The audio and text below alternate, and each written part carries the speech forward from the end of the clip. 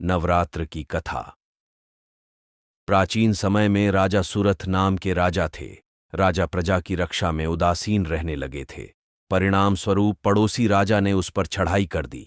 सुरथ की सेना भी शत्रु से मिल गई थी। परिणाम स्वरूप राजा सुरथ की हार हुई और वह जान बचाकर जंगल की तरफ भागा। उसी वन में समाधि नाम का एक बनिया अपनी स्त्री एवं संतान के दुर्व्यवहार के कारण निवास करता था। उसी वन में बनिया समाधि और राजा सुरथ की भेंट हुई। दोनों का परस्पर परिचय हुआ। वे दोनों घूमते हुए महर्षि मेघा के आश्रम में पहुंचे। महर्षि मेघा ने उन दोनों के आने का कारण पूछा तो वे दोनों बोले कि हम अपने सगे संबंधियों द्वारा अपमानित एवं तिरस्कृत होने पर भी हमारे हृदय में उनका मोह बना हुआ है। इसका कारण क्या है? महर्षि मेघा ने उन्हें समझाया कि मन शक्ति के अधीन होता है और आदि शक्ति के अविद्या और विद्या दो रूप है।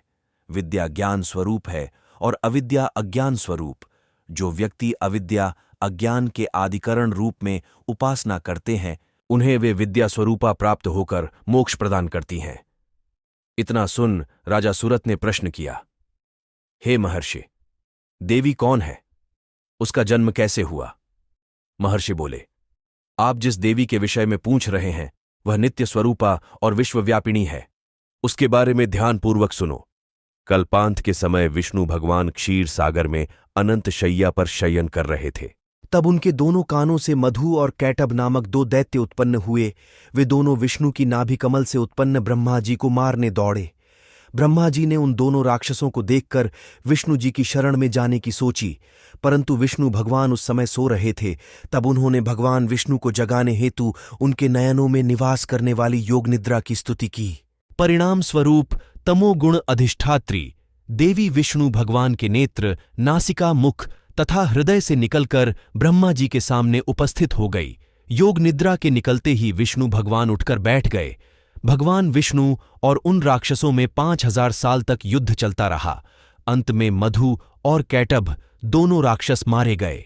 ऋषि बोले, अब ब्रह्मा जी की स्तुति से उत्पन्न महामाया देवी की वीरता तथा प्रभाव का वर्णन करता हूं, उसे ध्यानपूर्वक सुनो।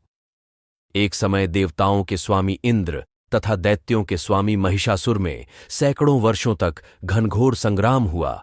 इस युद्ध में देवराज इंद्र की पराजय हुई और महिषासुर इंद्रलोक का स्वामी बन बैठा। अब देवतागण ब्रह्मा के नेतृत्व में भगवान विष्णु और भगवान शंकर की शरण में गए। देवताओं की बातें सुनकर भगवान विष्णु तथा भगवान शंकर क्रोधित हुए। भगवान विष्णु के मुख तथा ब्रह्मा जी और शिवजी तथा इंद्र आदि के शरीर से एक तेज पुंज निकला, जिससे समस्त दिशाएं जलने लगीं और अंत में यही तेज पुंज एक देवी के रूप में परिवर्तित हो गया। देवी ने सभी देवताओं से अयुद्ध एवं शक्ति प्राप्त करके उच्च स्वर में अट्टहास किया, जिससे तीनों लोकों में हलचल मच गई। महिषासुर अपनी सेना लेकर इस सिंहनाद की ओर दौड़ा। उसने देखा कि देवी के प्रभाव से तीनों लोक आलोकित हो रहे हैं। महिषासुर की देवी के सामने एक भी चाल सफल नहीं हुई और वह देवी के हाथों मारा गया। आगे चलकर यही देवी शुंभ और निशुंभ राक्षसों का वध करने के लिए गौरी देवी के रूप में अवतरित हुई। इन उपरोक्त व्याख्यानों को सुनाकर मेघा आर्षि ने राजा सुरथ तथा बनिया से देवी स्तवन की विधिवत व्याख्या की। राजा और वणिक नदी पर जाकर देवी की तपस्या करने लगे। 3 वर्ष तक घोर तपस्या करने के बाद देवी ने प्रकट होकर उन्हें आशीर्वाद दिया।